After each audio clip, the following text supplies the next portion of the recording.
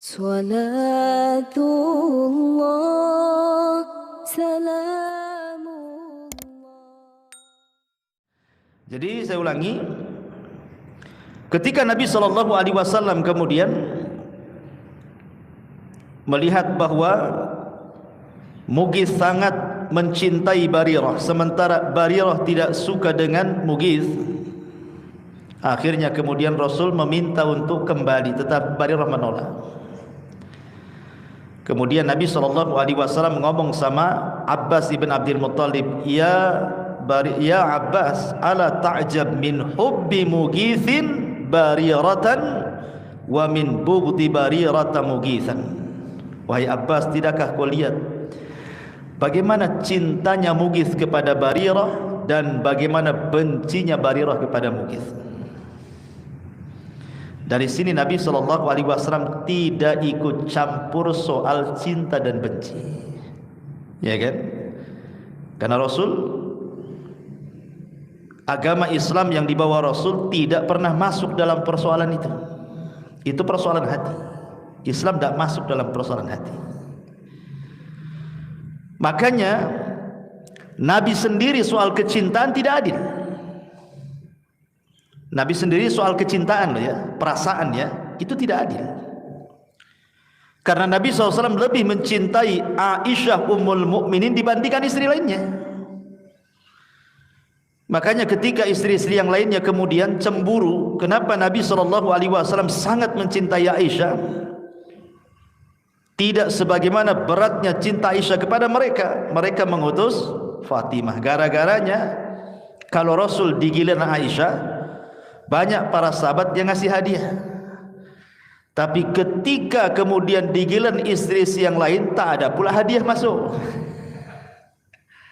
Kenapa sahabat memilih memberi hadiah kepada Rasul di saat Rasul giliran Aisyah? Coba ikhwan, kalau kita tinggal bersama orang yang kita cintai, pasti hati kita senang. Tapi kalau kita tinggal dengan orang yang tidak kita cintai, biasa-biasa saja. Jadi sahabat tahu kalau Rasul di rumah Aisyah, wanita yang paling dicintainya, pasti Rasul senang. Dan mereka ingin memberikan hadiah di waktu Rasul sedang senang. Makanya Sa'ad bin Ubadah hampir setiap pekan ketika Rasulullah SAW di rumah Aisyah selalu ngasih hadiah terbaik. Itu pula yang membuat cemburu istri-istri yang lainnya.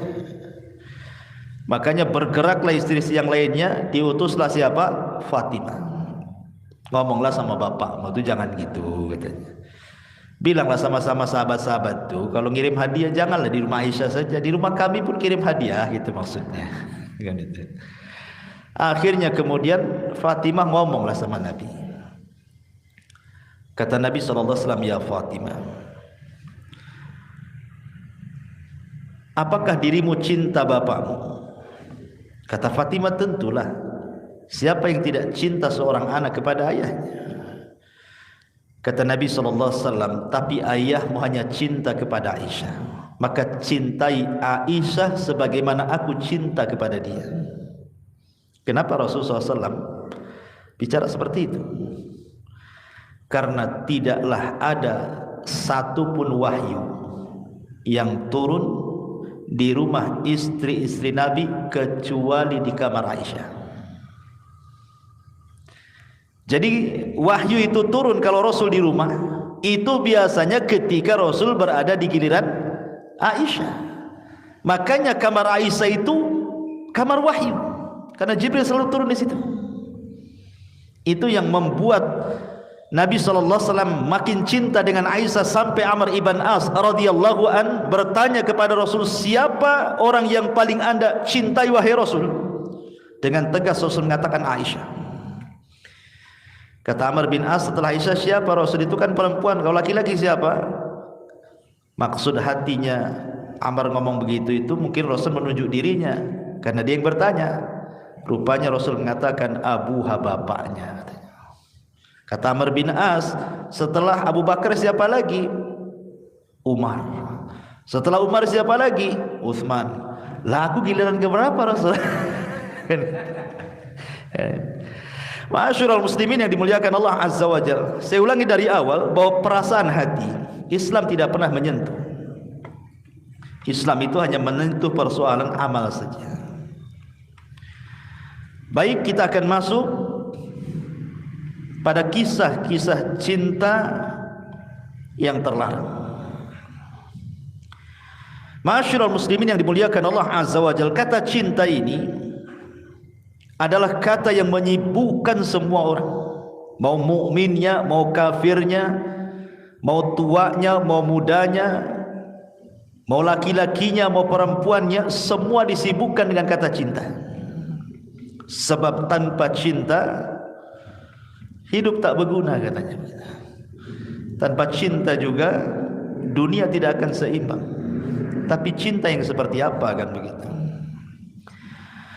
Ma'asyiral muslimin yang dimuliakan, sebelum saya menceritakan tentang kisah cinta yang terlarang, terkadang menghantarkan kepada membunuh orang, terkadang menghantarkan kepada membunuh diri sendiri, terkadang membuat orang sakit parah, kita akan melihat satu kisah yang menarik sebelum masuk kepada kisah-kisah ini. Kisah Ashabul Ghar. Dahulu di zaman Bani Israel, Nabi SAW mengkisahkan tentang kisah Ashabul Ghar. Ghar itu artinya gua.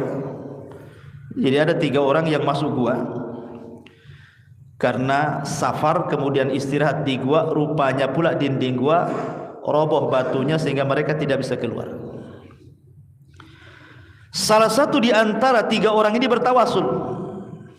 Apa tawasulnya?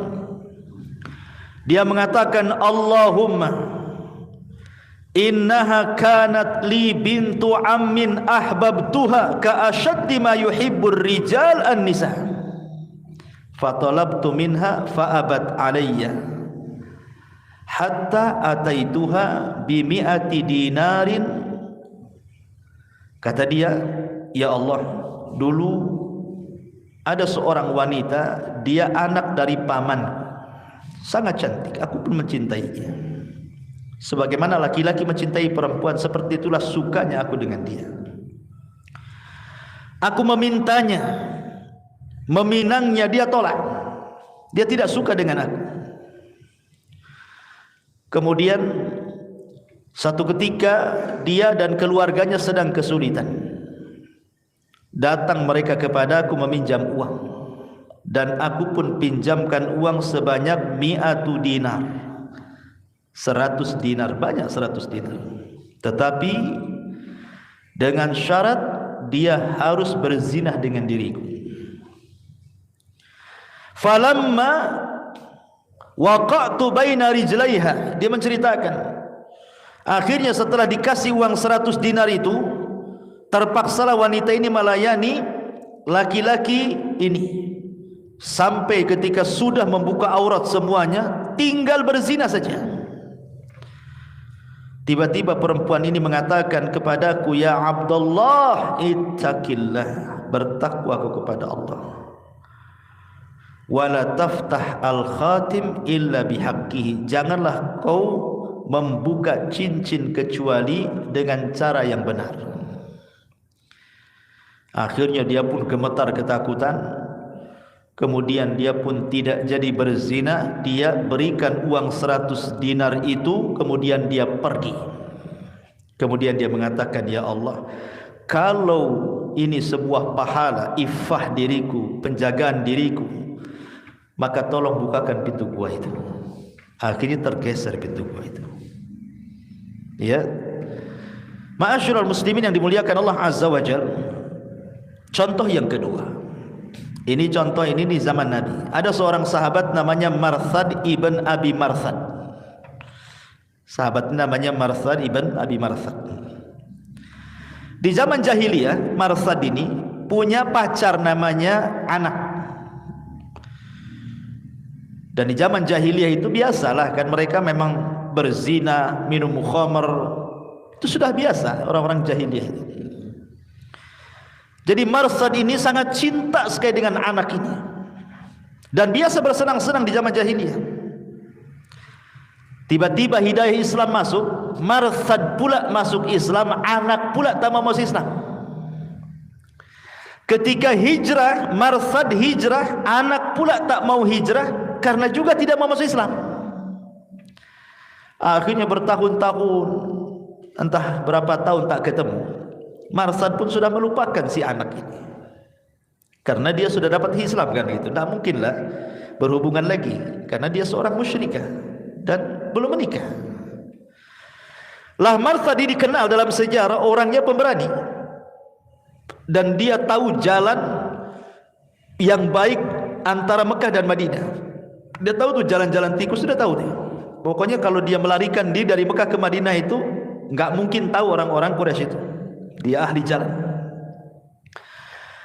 Jadi ketika kemudian banyak peperangan antara Islam dengan kaum muslimin, banyaklah orang-orang Islam Madinah itu ketahuan dibawa ke Mekah.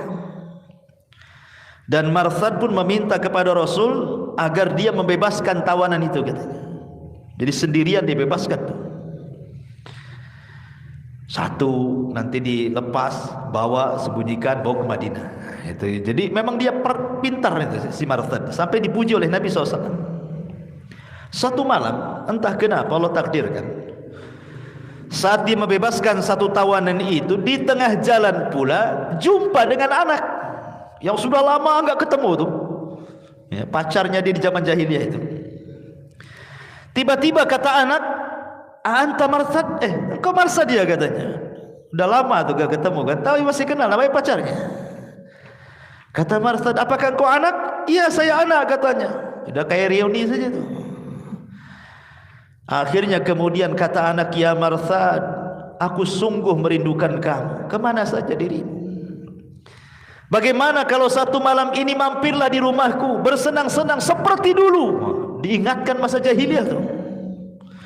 Kalau antum diingatkan masa jahiliyah kayak gitu, nggak peduli janggut lagi antum.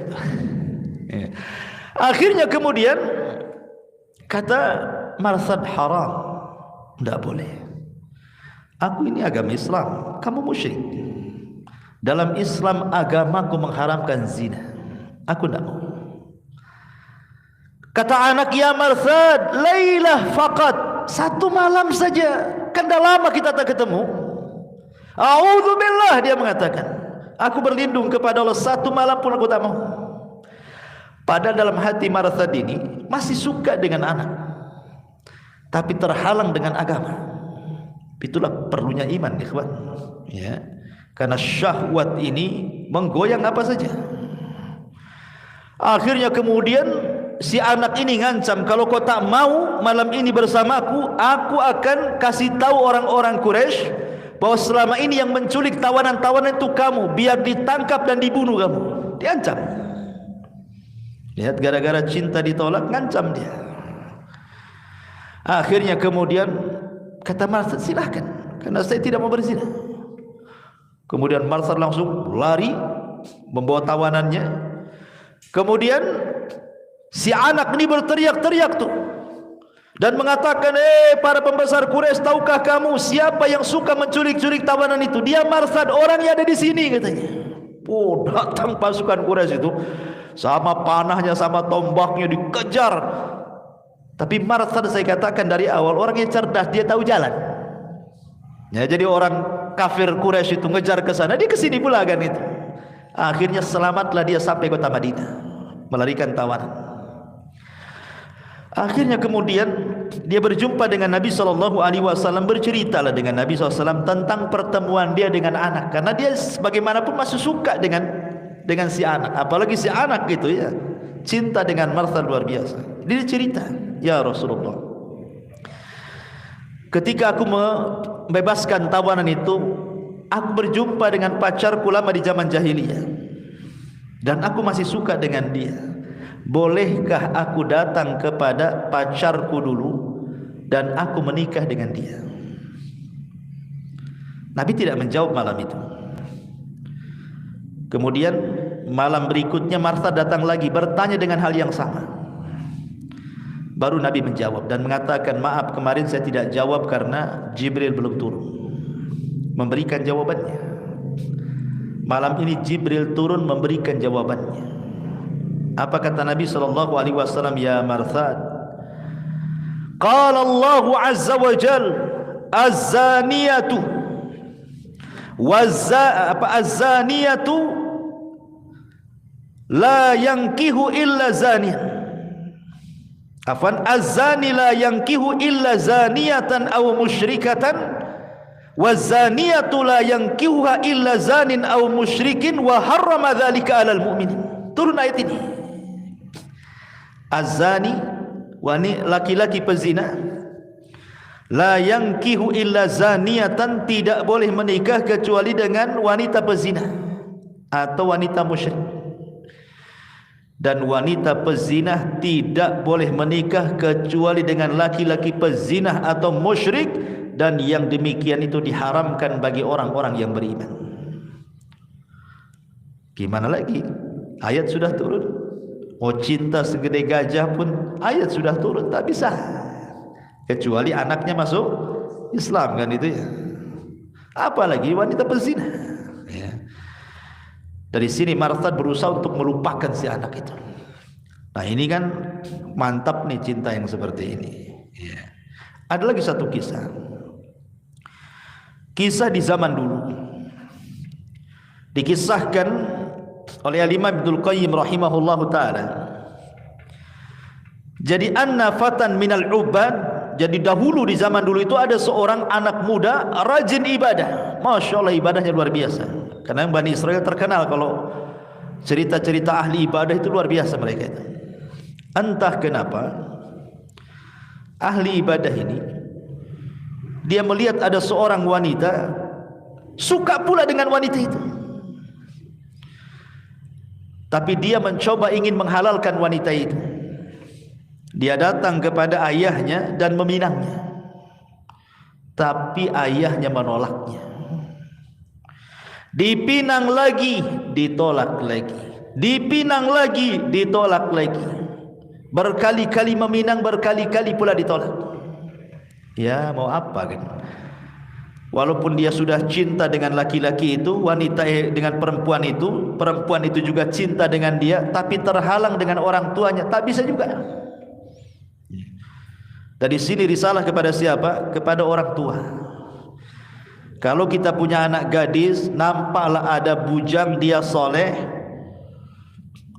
dan berakhlak, kata Rasul, nikahkan dengan dia. Kalau tidak, masalah. Akhirnya ma'asyiral muslimin yang dimuliakan Allah Azza wa Jalla, laki-laki soleh ini di zaman dulu akhirnya tak mau lagi melanjutkan percintaannya. Dia mau dengan cara halal, ditolak, tidak mungkin pula dengan cara haram, kan gitu. Tapi si gadis ini nekat. Akhirnya dia mengirim surat kepada si laki-laki tadi. Dalam isi suratnya dia mengatakan, fa in syi'ta fataqaddam. Kalau engkau mau, silahkan wahai fulan, kapan pun kau mau aku akan datang ke rumahmu, kita bersenang-senang. Karena orang tuanya sudah mengizinkan. Akhirnya kemudian anak muda ahli ibadah ini tidak mau, bahkan dia kirim surat balasan. Lihat bahasanya. Dalam surat balasan itu dia mencantumkan satu syair, as'aluhal halala wa tad'u qalbi ila ma la uridu minal harami kadda'i ala fir'auna ilaihi wa yad'unahu nahwal athami fadhalla mun'iman fil khuldi yas'a wa dhallu fil jahimi wa fis saqami. Orang dulu kalau balas surat kan pakai pantun lah kalau bahasa kita aja ya.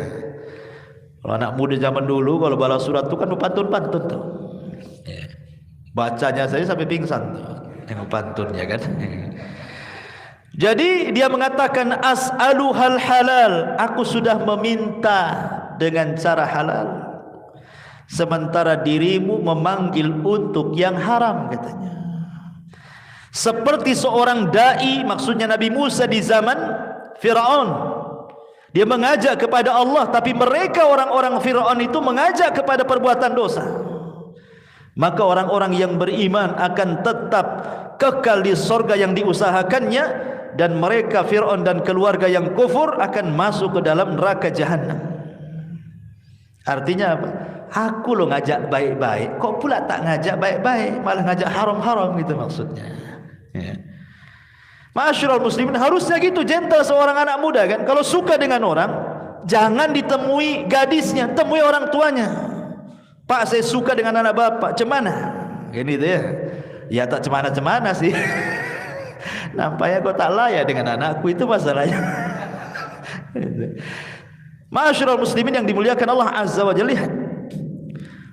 Bahkan juga ini terjadi juga di zaman salaf dulu. Kisahnya kurang lebih. Cuman dia seorang pemuda yang soleh, muadzin, seorang muadzin. Kalau zaman dulu kan azan karena belum ada corong, naik ke atas. Entah kenapa ketika dia azan, nampak pula anak gadis di rumah orang. Setelah azan terpikir pula lah anak gadis itu. Coba bayangkan, setiap azan anak gadis itu keluar menatap dia, dia pun menatap dia. Ingat, awal cinta itu dari tatapan kan. Awal cinta dari tatapan. Setelah tatap, kemudian janji berjumpa. Setelah janji berjumpa, kemudian bicara. Setelah bicara, kemudian ya teruskan sendirilah, paham antum ya. Akhirnya anak muda ini muazzin lama lah tak azan ini, karena memikirkan si gadis itu. Memberanikan diri dia datang ke orang tua gadis itu. Tapi nasibnya sama, ditolak juga. Tak mau, orang tuanya tak mau. Akhirnya si gadis ini kemudian meminta kepada anak muda itu, karena orang tuanya sudah tidak merestuinya, apalagi ya sudahlah, sekalian kita buat fahisyah, kita bersenang-senang saja katanya. Tapi anak muda ini bagaimanapun punya agama, dia masih takut. Dia kirim surat.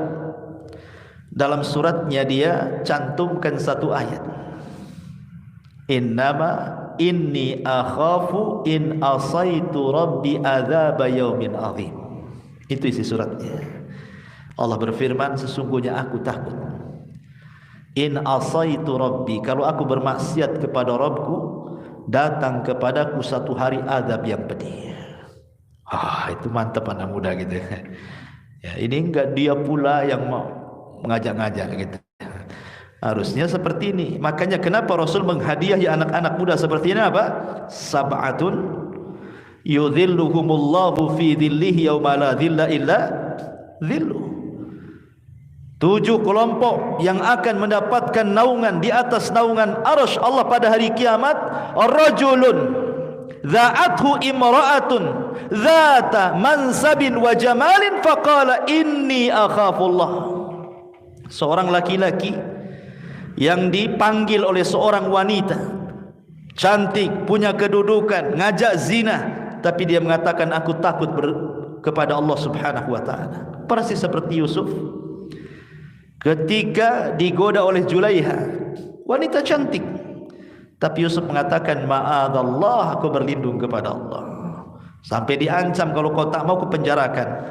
As-sijnu ahabbu ilayya, penjara lebih baik bagiku daripada melayani kamu. Itu kan mantap ikhwannya ya. Ma'asyiral muslimin yang dimuliakan, jangan dibalik. Melayanimu lebih baik dibandingkan penjara. Itu antum itu kan. Ma'asyiral muslimin yang dimuliakan Allah Azza, itu contoh-contoh cinta yang benar. Tapi di sana ada cinta ikhwan yang enggak benar. Terkadang cinta itu sampai membunuh dirinya, bahkan terkadang membunuh orang. Di zaman Abdullah ibn Abbas radhiyallahu anhu, ada anak muda menangis bersimpuh kepada Abdullah ibn Abbas radhiyallahu anhu. Kata Abdullah ibn Abbas, ada apa dengan kamu? Maka pemuda ini mengatakan, ya Ibn Abbas, aku suka dengan seorang wanita. Khatabtuha, aku khitbah baik-baik dia, tapi dia menolak cintaku. Tiba-tiba datanglah anak muda yang lain melamar dia, diterima pula lamarannya. Sakit hatiku katanya. Faqataltu, aku bunuh wanita itu. Daripada aku tak dapat, bagus dia pun tak dapat, gitu maksudnya. Sama-sama tak dapat. Faqataltu, aku bunuh dia. Apakah aku ada tobat karena sudah membunuh orang yang kucintai? Maka Abdullah bin Abbas mengatakan, ahayyun walidaik, apakah masih hidup kedua orang tuamu? Dia mengatakan ya. Kemudian kata Abdullah bin Abbas, berbuat baiklah kepada kedua orang tuamu. Ada salah satu muridnya Ibnu Abbas bertanya, wahai guru, orang ini bertanya, saya sudah membunuh orang, jawabanmu masih hidup kedua orang tuamu. Gak nyambung jawabannya.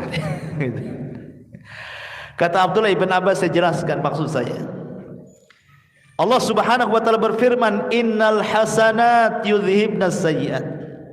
Kebaikan itu bisa menghapus keburukan. Dan di mataku tidak ada kebaikan yang paling besar melebihi anak berbuat baik kepada orang tuanya. Boleh jadi kalau dia bertobat sudah membunuh orang, kemudian dia baik dengan orang tuanya, kebaikan kepada orang tuanya bisa menutupi dosa pembunuhannya. Gitu maksudnya. Tapi di sini lihat, gara-gara cinta apa? Membunuh. Betapa banyak hari ini orang cemburu dibunuh kan? Belum pun menikah, dia sudah bunuh pacarnya. Entah berbagai macam kasus, entah dia sudah berhubungan, akhirnya kemudian hamil, dimintai tanggung jawab, tak mau, dibunuh pula pacarnya. Kan aneh kan? Berarti cintanya itu hanya syahwat saja. Dan banyak kasusnya, ada yang bunuh diri dua-duanya karena enggak direstui, yang perempuan enggak direstui keluarganya, yang laki-laki juga sama, sepakat ke hotel minum racun, dua-duanya mati. Itulah kadang-kadang cinta ini bisa bunuh orang. Ma'asyiral muslimin, ada satu kisah namanya kisah Urwah dan Afra. Kisah Urwah dan Afra. Dikisahkan Urwah ini ya'ishu fi baiti ammihi. Jadi Urwah itu hidup di rumah pamannya. Walidu Afra ba'da wafati abi. Karena ketika itu dia meninggal, bapaknya meninggal, sehingga dia akhirnya ngikut sama pamannya. Lah kebetulan pamannya ini punya anak gadis, namanya Afra, ya. Jadi Urwah hidup sama pamannya, di rumah pamannya pula ada anak gadis, gitu ceritanya. Sebenarnya mereka berdua itu dari kecil sudah kenal karena memang satu rumah. Akhirnya hidup sampai akhirnya besar, tertanamlah kecintaan Urwah kepada Afra dan Afra kepada Urwah ini. Akhirnya kemudian dia ingin meminang anak gadis pamannya ini. Kata pamannya, enggak apa-apa, kamu akan dikawinkan dengan putriku, tapi syaratnya engkau harus membayar sekian-sekian maharnya. Ma'ruf kalau di Arab kan ngeri-ngeri kalau nikah kan, makanya banyak bujang-bujang lampu karena enggak sanggup bayar mahar kan. Padahal para ulama mereka sudah berusaha memfatwakan supaya murah, tapi keterkalahkan adatnya kan itu. Akhirnya okelah kalau gitu, dia pun berusaha untuk mencari uang untuk mahar kepada pamannya itu, biar bisa menikahi anaknya. Masalahnya uang yang begitu besar itu tidak bisa dicari seminggu, 2 minggu, sebulan, 2 bulan, itu tidak bisa, harus bertahun. Pergilah dia cari pekerjaan. Subhanallah, setelah namanya mengejar cinta itu pasti sungguh-sungguh, gak akan malas karena ada tujuan ingin meraihnya kan gitu. Seperti kisah Nabi Yakub saat dia hendak menikah dengan Rahil anak pamannya, kata bapaknya Rahil, Laban itu, boleh kau menikahi anakku tapi kau bekerja 7 tahun menjadi penggembala kambing-kambingku. Kata Nabi Yakub, enggak apa-apa. Rupanya 7 tahun jadi penggembala kambing, merawat kambing pamannya. Setelah 7 tahun dia minta sama pamannya, saya sudah 7 tahun bekerja kepadamu, kau janji akan menikahi Rahil denganku, katanya. Rupanya kata Laban pamannya, tidak bisa, syariat zaman dulu, kalau kakaknya belum menikah, adiknya tidak boleh nikah. Itu masalahnya. Rupanya masih ada juga kan adat seperti ini kan. Ya. Ini kan syariat Bani Israel yang kayak gini-gini nih. Ya. Akhirnya lemes lah Yakub ini. Secara otomatis akhirnya apa? Yang harus dinikahi adalah kakak daripada Rahil. Siapa? Lia. Dia tidak suka dengan Lia. Dia sukanya dengan Rahil. Akhirnya dia harus menikah dengan Lia. Tapi karena masih cinta dengan Rahil, dia ngomong lagi sama Laban pamannya, saya harus menikahi Rahil karena itu wanita yang ku cintai. Kata pamannya, enggak apa-apa, tapi kau harus bekerja 7 tahun lagi gitu. 7 tahun lagi, bayangkan. Dan syariat dulu boleh berpoligami, menggabungkan 2 saudari. Tapi syariat Islam kan tidak boleh. Kakak beradik gabungkan dalam poligami itu kecuali meninggal salah satunya. Ya. Akhirnya karena cinta itu penuh dengan pengorbanan, ya kerja lagi 7 tahun. Bayangkan 14 tahun dia menanti menikah dengan Rahil. Tapi begitulah cinta dikejar. Lah anak muda ini sama ini kisahnya Urwah dengan Afra ini. Ma'asyiral muslimin yang dimuliakan Allah Subhanahu wa taala. Akhirnya dia pun bekerja lama. Sudah dapat uang, pulanglah dia ingin melamar anak putri pamannya. Tetapi kemudian dibohongi sama pamannya bahwa anaknya sudah meninggal. Apa enggak ngenes sih kawan? Bekerja bertahun-tahun cari uang untuk menikah, dihabarkan calonnya pula mati. Sedihlah. Akhirnya dia ngurung diri. Subhanallah, rupanya setelah beberapa waktu ketahuan bahwa si gadis itu tidak mati, tapi dijodohkan dengan seorang laki-laki bangsawan Bani Umayyah yang kaya dan berada di Syam. Dari situ dia kecewa berat. Ya gimana coba kan? Selama ini pamannya yang ngomong kau harus mencari uang sekian untuk jadi maharnya. Terpaksalah dia pergi dan mencari pekerjaan selama itu. Setelah datang dibohongi, anaknya sudah meninggal. Setelah beberapa waktu rupanya kawin sama orang. Apa enggak lebih sakit itu? Ya. Akhirnya dia pun karena cinta banget, dicarilah alamatnya si gadis itu. Di mana nih rumah suaminya itu? Karena cintanya dicari sampai ke Syam. Ini kan kejadiannya di Bani Umayyah ya kan. Ma'asyiral muslimin yang dimuliakan Allah Azza wa Jalla, karena kerasnya dia mencari rumahnya, ketemu pula. Ini suami yang baru tidak tahu kalau itu bekas pacar lamanya. Tidak tahu. Ya dijamu biasa saja kan, karena kan Bu, kalau tahu itu bekas pacar lamanya kan tentu kita pun tidak mau cemburu lah ya kan gitu. Karena disangkanya itu juga pernah hidup di rumah pamannya, otomatis disangka saudaranya kan. Ya dijamu begitu saja. Akhirnya kemudian dia menatap gadis itu juga menatap dia. Benih-benih cinta itu masih ada, tapi terhalang karena dia sudah menikah.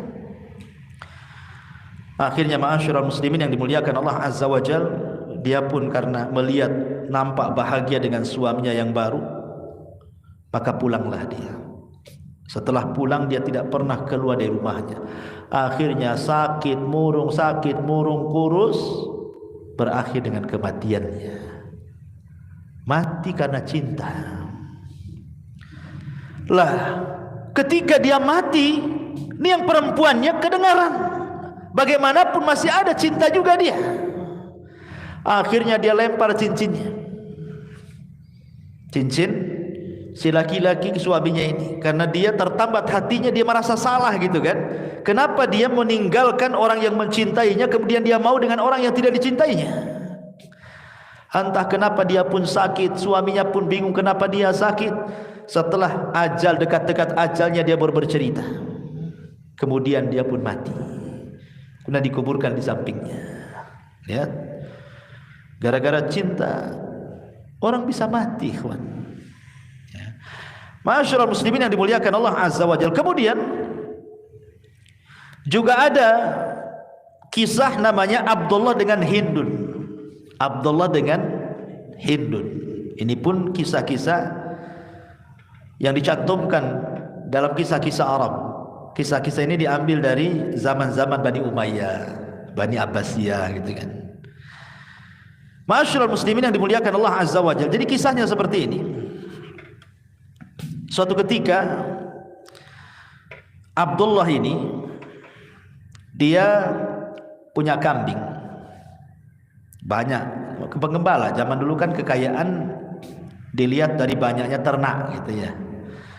Jadi kambing-kambing dia itu diarahkan ke sumur untuk minum.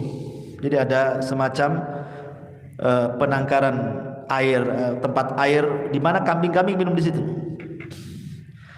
Entah kenapa kemudian datanglah seorang perempuan namanya Hindun, bawa kambing-kambing juga. Jadi wanita pun biasa menggembala. Waktu saya dulu belajar di Yaman tuh banyak anak wanita-wanita Yaman yang baduy-baduy itu kuat-kuat. Ana gak kepikir dia gendong kambing sampai naik bukit.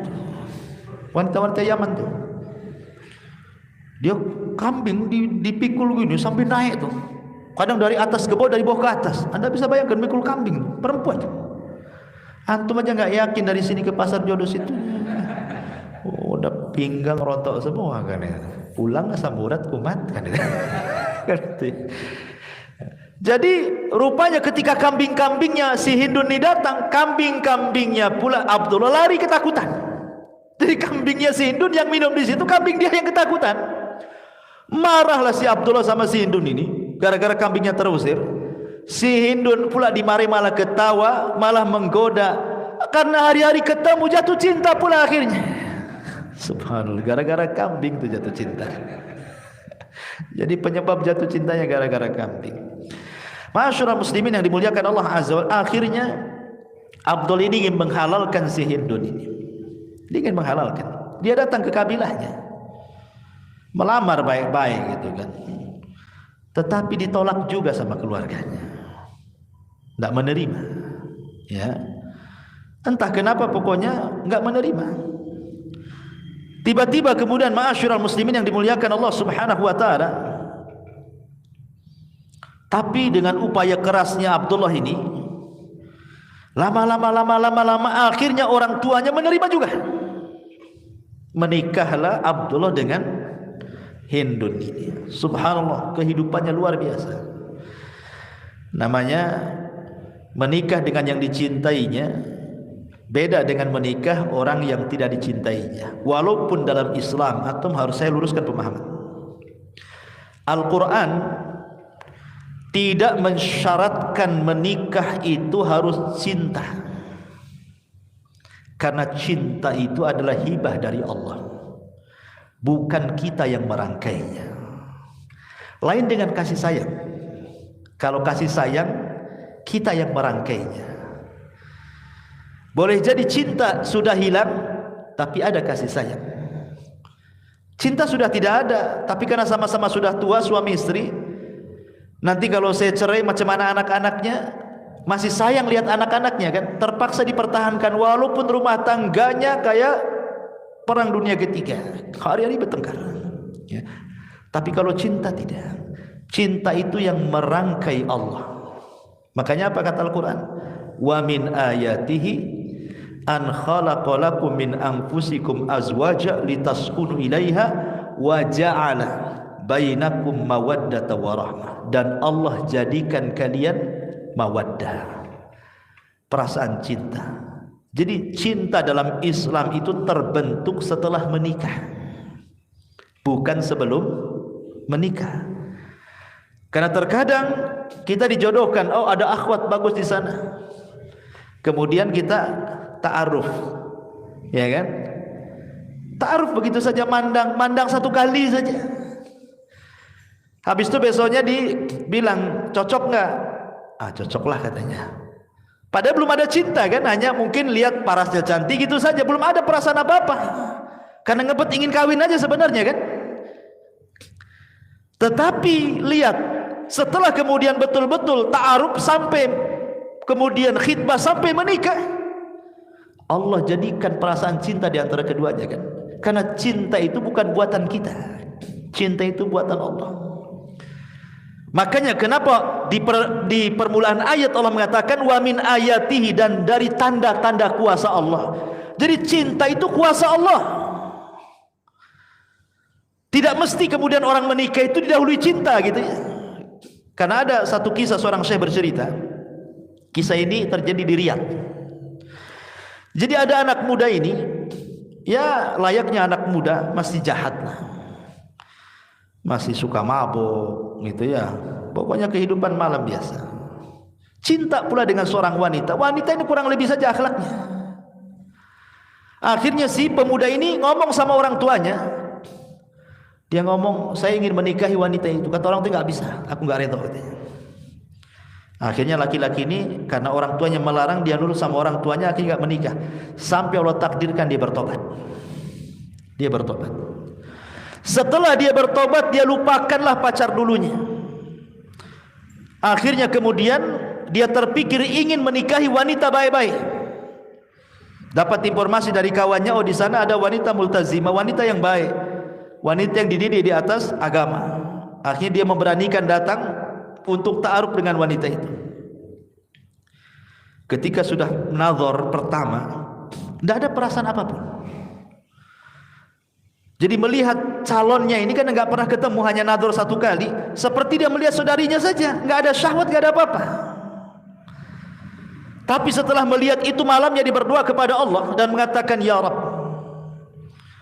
aku menikah ini karena lillah, karenamu, bukan karena apa-apa. Dan aku menikah ini karena ingin mempraktikkan sabda Nabimu, fadfar biddati din taribat yada. Ambil yang baik agamanya, engkau akan bahagia. Kemudian dia tidur.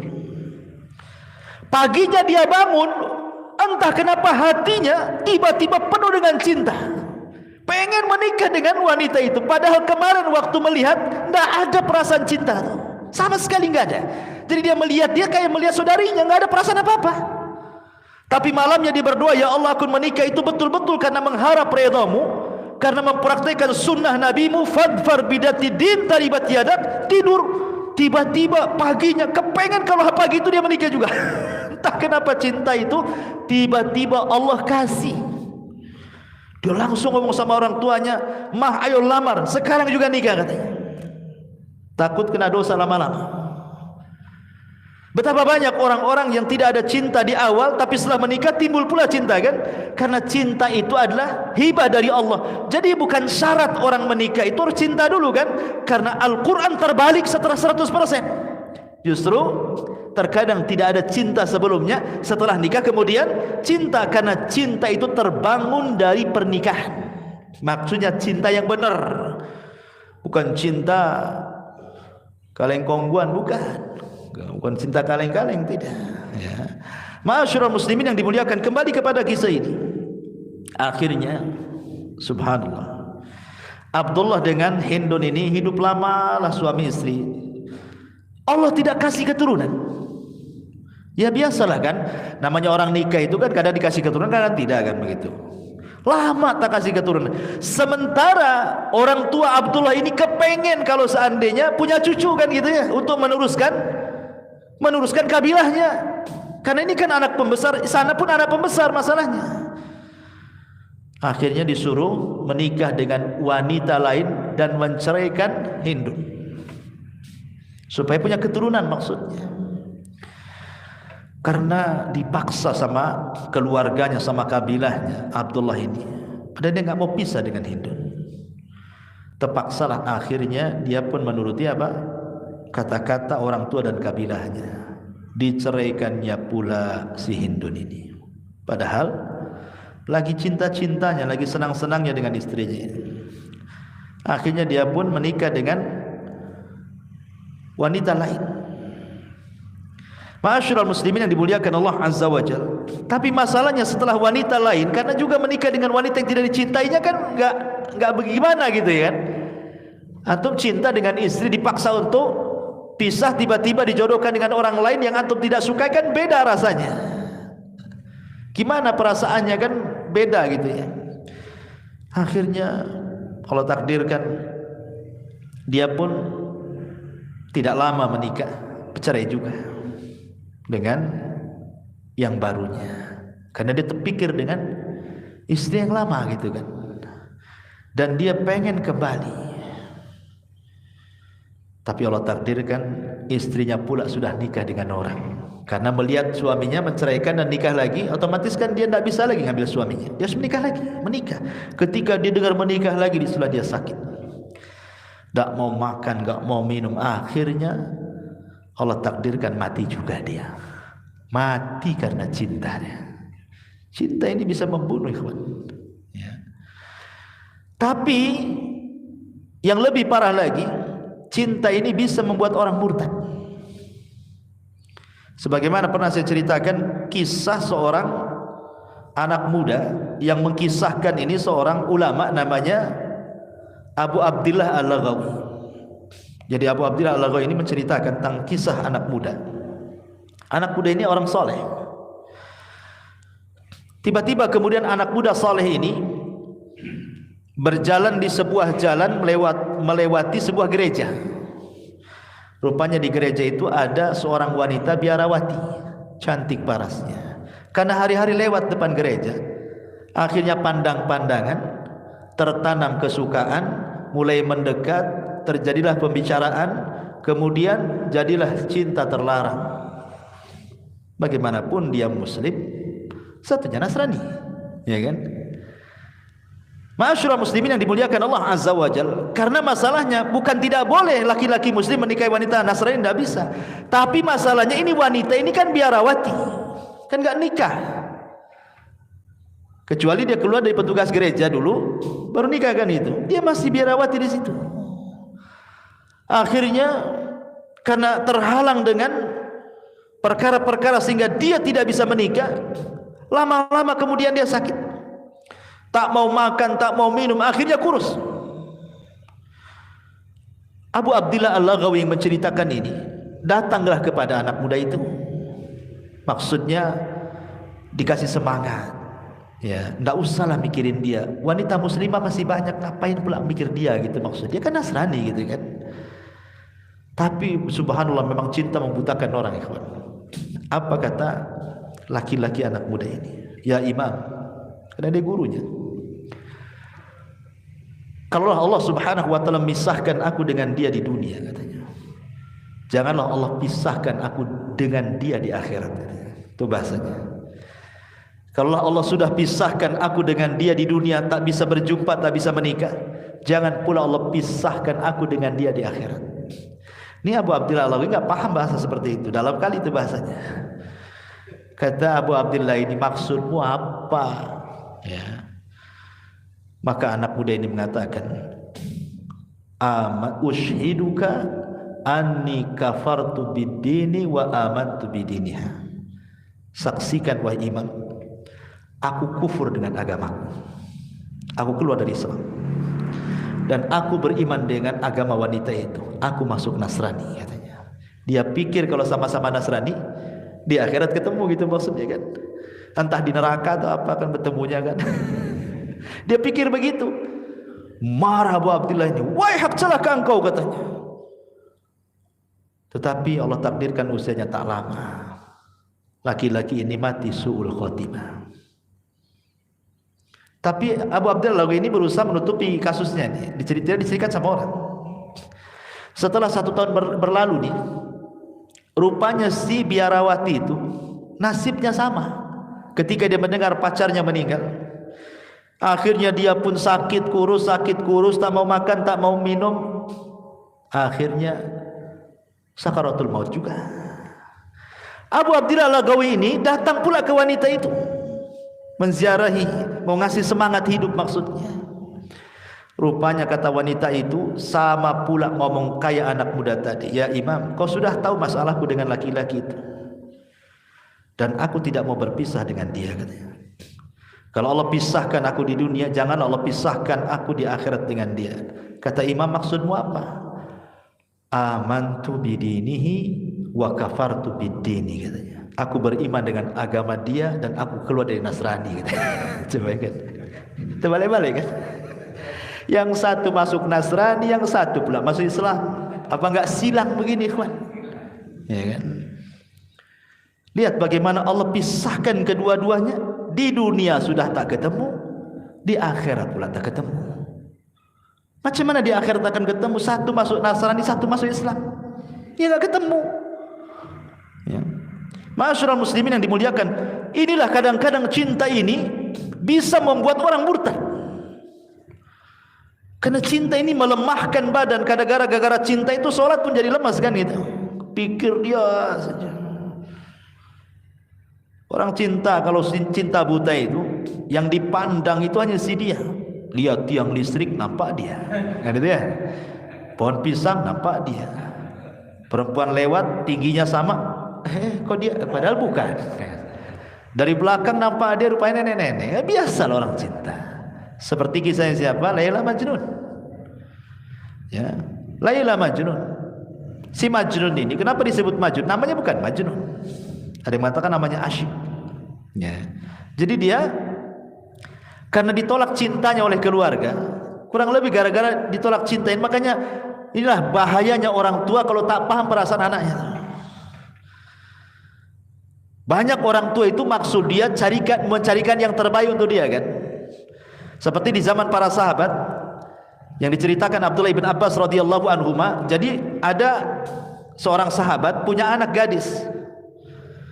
Anak ini dirawat dia dan yatim, anak yatim. Dia ngambil anak kecil perempuan, dirawat dia sampai besar, anak yatim ini sampai gadis. Kemudian pengen menikah. Ada dua laki-laki yang melamarnya, satu kaya, satu miskin. Sahabat ini datang kepada Nabi SAW. Ya Rasulullah, aku punya anak yatim yang kubesarkan sekarang mau menikah. Sekarang ada dua laki-laki yang melamarnya, satu kaya, satu miskin. Aku suka yang kaya, dia pula suka yang miskin, katanya. Gimana nih? Maksudnya kan orang tua itu kalau kaya nanti biar gak susah gitu kan. Tapi kalau anak gadis itu kan mikirnya bukan kaya, cinta dulu kan gitu. Aku suka dengan dia. Apa kata Rasulullah? Lam yura lil mutahabaini mithlun nikah, katanya. Aku tidak pernah melihat seseorang yang memadu kasih dan saling mencintai seperti seseorang yang menikah, katanya. Maknanya apa? Rasulullah ngomong begini, biarkan dia yang mengarungi rumah tangga, bukan kamu gitu. Kalau dia milih yang itu, terserah dia yang mau menjalani, bukan kamu yang mau menjalani, gitu maksudnya kan ya. Dia yang tahu mana yang dicintai, mana yang tidak. Soalnya Rasul mengatakan seperti itu. Jadi si asyik ini karena ditolak cintanya sama keluarganya, jadi dia tak mau lagi melihat wanita lain, tak mau lagi. Jadi yang terpikir itu si Laila saja. Apalagi kalau datang malam suka dia, tapi kalau siang tak suka. Kenapa? Karena bahasa Arabnya kalau malam itu sama dengan nama pacarnya. Apa bahasa Arabnya malam? Lail gitu. Ah, itu nama pacarku katanya. Siang nahar, oh bukan nama pacarku katanya. Jadi kalau malam dia suka. Ah, ini katanya Laila datang katanya. Kalau siang tak suka dia. Maka disebut Majnun, gila. Jadi suatu hari dia safar, berburu ke hutan, lapar, cari makan, berburu, cari ke hutan. Rupanya adalah kijang itu lewat, dibidik dia sama panahnya, kena pula kakinya, robohlah kijang itu. Diambil pisaunya, hampir mau disembelih, ditatap pula mata kijang itu baik-baik. Kok matanya sama dengan Laila, katanya. Dilepas lagi kijang itu, gara-gara matanya sama dengan Laila. Coba logika ikhwan, mana ada mata kijang dengan mata orang sama? Mata kijang gede, mata orang kecil, mana bisa disamakan? Tuh karena cintanya dengan Laila, sampai dia matanya tuh diperhatiin. Kok seperti mata Laila, katanya. Subhanallah, dilepas pula kijang itu. Makanya disebut Majnun tuh. Ini Majnun, gara-gara cinta disebut Majnun. Gila orang ini, katanya. Ya. Masyaallah, dia begitulah cinta, menggilakan orang. Ma'asyiral muslimin yang dimuliakan Allah Azza wa Jalla. Tapi cinta juga terkadang ada pengorbanan. Ingat kisah sahabat Rasul, sahabiah Rasul namanya Ummu Sulaim. Ummu Sulaim ini dia adalah ibunda dari Anas ibn Malik radhiyallahu anhu. Suaminya namanya Malik ibn Nadhr, kafir.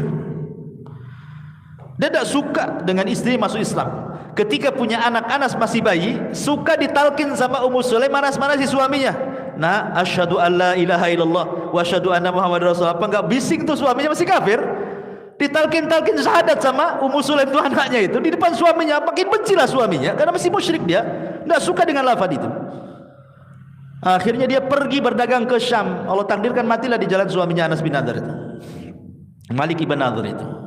Menjandalah Ummu Sulaim ini dan punya anak satu, Anas bin Malik. Banyak sahabat yang melamar tapi kurang cocok. Biasa kan, enggak semua lamaran itu diterima. Kalau tak cocok gimana pula kan.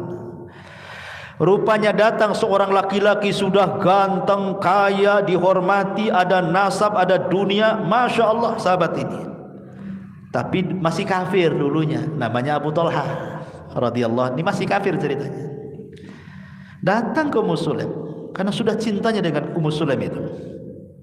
Karena dulu di zaman jahiliyah kan belum ada hayat hijab, jadi sudah kenal sebenarnya kan itu. Walaupun sudah masuk Islam ada hayat hijab kan. Hayat hijab pun adanya di Madinah, berarti ketika kejadian di Mekah kan belum ada. Ketika berada di Madinah, Abu Talha ini nampak parasnya Ummu Sulaim karena belum ada datang hayat hijab. Sukalah Abu Talha dengan Ummu Sulaim ini. Tetapi kemudian setelah dilamar, Ummu Sulaim menolak. Padahal kalaulah ada gadis yang dilamar Abu Talha, enggak ada gadis yang menolaknya, sudah ganteng kaya. Apalagi di zaman sekarang ganteng itu nomor 100, yang penting kaya kalau perempuan di zaman sekarang kan. Enggak apa-apa hitam celeng enggak apa-apa. Yang penting nampak mobilnya, nampak rumahnya, enggak apa-apa. Itu perempuan zaman sekarang kan. Walaupun dihadapkan yang ganteng, kalau utang banyak ngapain cinta bosial katanya. Enggak mau itu. Tapi jelek kaya banyak uang langsung bagaikan kereta ditunggu orang semua. Jadi akhirnya kemudian kata Ummu Sulaim, ya Abu Talha, saya yakin masyarakat Arab wanita-wanita kalau kau lamar enggak ada yang menolak. Masalahnya bukan aku tak mau menerima lamaran. Innaka mru'um kafir wa ana muslim. Engkau kafir, aku muslimah. Engkau penyembah berhala, aku penyembah Allah, enggak nyambung katanya. Ditolak cintanya, ditolak lamarannya. Tapi karena cinta memang perlu pengorbanan, ikhwan. Akhirnya dikorbankanlah agamanya Abu Talha. Padahal mengorbankan agama itu berat kan gitu ya. Orang harus murtad itu kan berat itu sebenarnya. Karena merubah keyakinan itu beda dengan merubah yang lain. Tapi karena cinta, Abu Talha ini dikorbankan agamanya.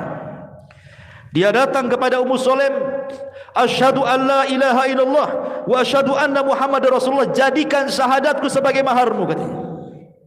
Akhirnya kemudian menikahlah Ummu Sulaim dengan Abu Talha dengan mahar syahadatain.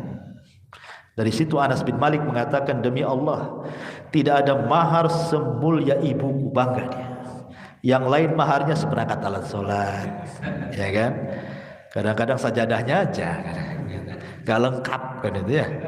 Tapi ibuku, kata Anas, maharnya adalah Islam. Luar biasa. Harusnya begitu gitu kalau orang suka dengan orang itu berkorban tapi positif. Ya. Masyarul muslimin, tetapi tidak ada kisah yang menarik dari semua kisah yang ana baca soal pengorbanan dalam cinta itu, ikhwan, melebihi kisah putri Nabi. Namanya Zainab bintu Rasulullah sallallahu alaihi wasallam yang menikah dengan Abul As ibn Rabi. Kita tutup kajian kita dengan kisah Zainab dan juga Abul As. Gini ceritanya. Zainab ketika menikah dengan Abul As ini, ikhwan, kan masih kafir dua-duanya karena Islam belum datang. Tetapi Zainab ini sangat cinta dan sayang dengan Abul As, sebagaimana Abul As juga sayang dan cinta dengan Zainab. Ketika Abul As ini berdagang ke Syam, rupanya Rasul diangkat jadi nabi. Jadi Abul As tidak tahu suaminya Zainab ini. Ketika Rasul mendakwahkan dakwah Islam ke keluarganya, semua masuk Islam. Khadijah, anak-anaknya, anak angkatnya, Ali, Zaid, semua masuk Islam. Datanglah Zaid Abul As ibn Rabi dari Syam, tidak tahu kalau istrinya sudah masuk Islam, dan dia pun tidak tahu kalau Rasul diangkat jadi nabi. Ketika sampai di rumah itu dikasih tahu baik-baik sama Zainab, wahai suamiku, sesungguhnya ayahku telah diangkat menjadi nabi dan rasul. Aku sudah beriman dengan dia dan tidak mungkin aku dustakan perkataannya. Aku kenal siapa bapakku. Asli, masuklah kau ke dalam agama bapakku, katanya. Oh, marah Abul As. Enggak mau saya. Kenapa Abul As? Kau tidak mau? Apa kata dunia, kata dia. Abul As masuk Islam gara-gara istrinya. Aib, katanya. Masa seorang suami kalah dengan istrinya? Tak mau saya. Kadang-kadang gengsi. Ya, nanti disangka suami-suami takut istri pula, katanya. Aku tak mau. Ini ujian pertama yang dialami oleh Zainab. Tak mau Abul As masuk Islam. Ujian yang kedua datang hijrah pula. Semua sahabat dan kaum muslimin dan Rasulullah hijrah dari Mekah ke Madinah. Zainab diuji nih, betul-betul diuji nih. Apakah dia harus pilih suaminya, ataukah dia harus pilih Rasul dan para sahabat dan kaum muslimin hijrah juga ke Madinah? Tapi karena cintanya Zainab dengan suaminya, dia minta kepada Rasul untuk diizinkan tinggal bersama suaminya. Dia korbankan agamanya.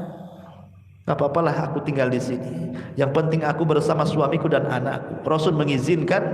Kemudian semua hijrah, dia tetap bersama Abul As karena cinta. Ya. Kemudian ujian yang ketiga, terjadi perang Badar. Terjadi perang Badar. Abu Jahal memaksa anak-anak muda Quraisy untuk terlibat, kalau tidak diancam. Abul As tidak mau, tidak harus ikut di barisan tentara Abu Jahal. Yang dilawan siapa? Mertuanya Nabi SAW, ayahanda Zainab, istrinya. Ketika berangkat pasukan orang Quraisy, Zainab menangis tengah malam. Dia mengatakan, ya Allah, bagaimana kalau ayahku meninggal atau suamiku yang meninggal? Ini kan bingung nih. Dua-duanya manusia yang dicintainya. Yang satu bapaknya, yang satu suaminya. Maka dia terus berdoa kepada Allah dan mengatakan, Allahumma fadli abi, Allahumma ansur li abi wahfad li zawji, katanya. Ya Allah, tolonglah ayahku, jaga suamiku. Gimana lagi doanya? Ya Allah, tolonglah bapakku, jaga suamiku. Akhirnya terjadi perang Badar, kaum muslimin pula menang. Datang ujian yang keempat. Tapi agak senang sedikit Zainab. Kenapa? Karena suaminya tidak mati dibunuh. Masalahnya suaminya jadi tawanan ayahnya. Ingat, kalau jadi tawanan bisa saja hukumannya dibunuh, ya kan? Tapi ketika itu adalah kebijakan dari Rasul, karena ada ide dari Abu Bakar. Walaupun ketika itu Umar tidak setuju, dan ketika itu kebenaran ada di Umar. Turun surah Al-Anfal. Tapi karena di awal-awal Abu Bakar memberikan ide, bagaimana kalau seandainya dibuat tiga tahap. Ada yang ditebus kalau dia punya uang. Kalau dia tidak punya uang dan punya ilmu menulis dan mengajar, dia mengajar 10 anak kaum muslimin setiap satu tawanan. Kalau tidak bisa, tetap dia jadi tawanan kaum muslimin, jadi budak. Lah kaum kufar Quraisy itu yang menjadi tawanan Badar itu semua menebus. Rasul duduk, datanglah harta dari Quraisy menebus, entah saudaranya, entah bapaknya, entah anaknya, entah pamannya. Masalahnya Zainab ini diuji, dia orang miskin. Dia tidak punya uang untuk menebus suaminya. Pakai uang pakai apa coba? Apalagi dia tahu dia seorang wanita muslimah, tidak mungkin orang-orang untuk membantu dia. Apalagi Abul As itu tahu dia suami dia, mana ada kabilah membantunya. Terpaksalah dia memandang kalung yang dipakainya. Boleh jadi kalung ini bisa menebus suamiku. Padahal kalung itu adalah satu-satunya harta yang dipakai Zainab, hadiah dari ibundanya tercinta Khadijah saat malam pernikahan dia dengan Abul As bin Rabi. Paksalah dicopot tuh kalungnya, kemudian dikirim ke kota Madinah. Sampai di kota Madinah Rasul duduk. Ada orang datang bawa tebusan, nebusi anu, datang bawa tebusan, nebusi anu, bawa datang. Terakhir ada pula datang membawa tebusan. Ini tebusan untuk Abul As ibn Rabi'. Terpikir siapa lagi kalau bukan putrinya Zainab, ya kan? Akhirnya diserahkanlah kemudian satu kis, kresek bahasa kitanya, kemudian diserahkan kepada Rasul. Pas dibuka oleh Rasul, kaget dia. Kenapa? Karena isinya kalung dan teringat dengan Khadijah. Diambillah kalung itu sama Nabi, dibolak-balik, kadang dicium-cium, dibolak-balik, dicium-cium, tanpa terasa Rasul menangis. Ya. Sahabat heran, kenapa gara-gara pegang kalung Rasul nangis? Sehingga sahabat mengatakan, wa ma yubkika ya Rasulullah. Rasul, kenapa Anda menangis wahai Rasul? Maka Nabi SAW mengatakan sambil memegang kalung dan mengangkat di hadapan para sahabat, hadal iq, tahukah kamu kalung ini? Ahdat Khadijatu li Zainab lailata zafafiha, katanya.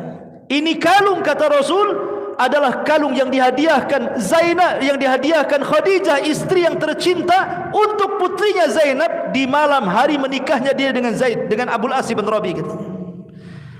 Kata Nabi SAW, kalau kalian mau, boleh enggak kalung ini dikembalikan?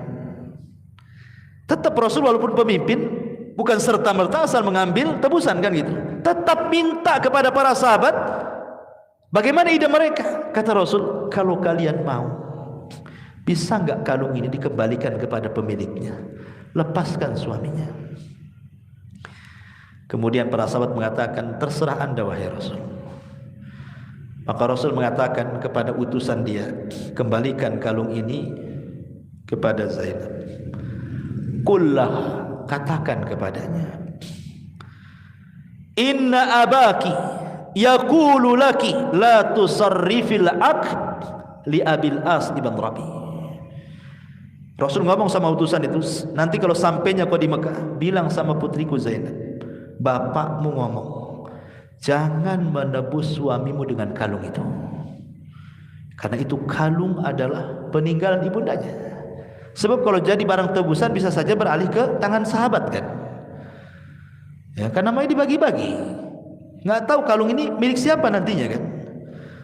Dan itu tidak mau, dan ini menunjukkan kecintaan Rasul kepada Khadijah, ikhwan. Akhirnya kemudian Rasul mengatakan kepada Abul As, aku bebaskan kau karena kesepakatan para sahabat. Tapi saya minta, ini ujian paling berat bagi Zainab nih. Sesampainya kau di Mekah, semalam telah turun ayat kepada aku, tidak boleh laki-laki musyrik menikah dengan wanita muslimah. Sepulangnya dari Mekah, hantar Zainab ke Madinah. Gimana coba? Zainab itu cinta dengan Abul As sampai rela mengeluarkan kalungnya. Tiba-tiba bapaknya nyuruh untuk pisah, bukan karena tidak suka, tapi ini aturan agama. Allah sudah turunkan wahyu, tidak boleh laki-laki musyrik menikah dengan wanita muslimah, atau sebaliknya. Kalau ahli kitab masih adalah perempuannya dari mereka boleh, laki-lakinya dari kita, kan begitu. Kalau musyrik tak boleh. Mau dua-duanya dari mereka, dua-duanya saat perempuan dari mereka, laki-laki dari mereka, sama aja, tidak boleh. Ini ujian berat. Akhirnya disampaikanlah oleh Abul As bin Rabi kepada Zainab ini. Menangis Zainab, tak mau pisah. Tapi memang gimana, ini ada aturan agama, ya terpaksa harus samina wa ata'na, kan? Secinta apapun Zainab kepada Abul As dan secinta Abul As kepada Zainab, tetap harus pisah. Ini agama yang memisahkan, bukan Nabi. Akhirnya terpaksalah Abul As mengantarkan Zainab. Masalahnya dihantarkan siang-siang bolong pula. Ketahuan sama pembesar-pembesar Quraisy, dihadang di jalan. Zainab lagi hamil, ketakutan, keguguranlah bayinya. Bayangkan, keguguran bayinya. Akhirnya dihantar balik lagi ke Mekah. Kemudian orang-orang Quraisy mengatakan, kata Abu Jahal, Abul As, kenapa kau tidak hantar dia malam-malam sehingga mata kami tidak melihat? Kenapa kau hantar siang-siang, katanya? Kalau kau mau hantar malam-malam, katanya. Akhirnya kemudian malam-malam setelah agak sembuh karena keguguran, kan itu, akhirnya malam-malam dihantar dan berhasil selamat sampai kota Madinah. Sahabat tahu Zainab sudah tidak mungkin berjumpa dengan Abul As, satu muslimah satu kafir. Banyaklah para sahabat ini ujian lagi bagi Zainab. Datang kepada Rasul melamar Zainab. Yang melamar ini sudah jelas-jelas sahabat-sahabat mulia, gak mungkin lah sahabat-sahabat biasa kan begitu ya. Tentu as-sabiqunal awwalun, anak Nabi, gak sembarang lah. Sekarang aja anak sultan gak sembarang yang melamar, apalagi anak Nabi.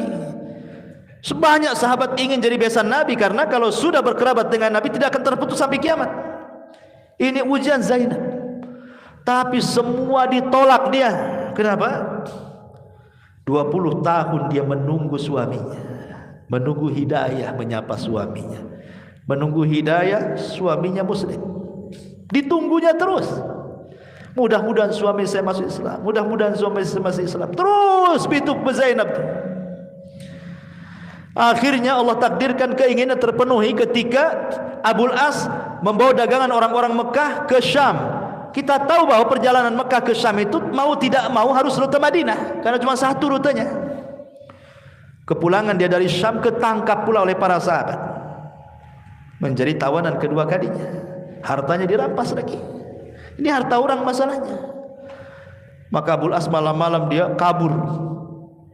Tapi kalau kabur ke Mekah dia takut dia akan dikejar oleh sahabat, bisa dibunuh. Terpaksa dia lari kemana? Ke rumah Zainab. Malam-malam lari ke rumah Zainab. Sampai kemudian bersembunyi di rumah Zainab sampai waktu fajar. Ketika Rasul sedang sholat fajar, Zainab berteriak-teriak, "Aku sudah melindungi Abul As, aku sudah melindungi Abil As," katanya. Rasul lagi sholat tuh. Selepas salam, "Assalamualaikum warahmatullahi wabarakatuh," kata Rasul, langsung menghadap para sahabatnya, "Apa kalian dengar apa yang dikatakan putriku Zainab?" katanya. Sahabat mengatakan, "Ya wahai Rasul." "Apa yang dikatakannya?" "Dia telah melindungi Abil As." Apa kata Rasul? "Lindungi orang yang dilindungi putriku," kata Rasul. Akhirnya kemudian Abul As pun tidak diapa-apain.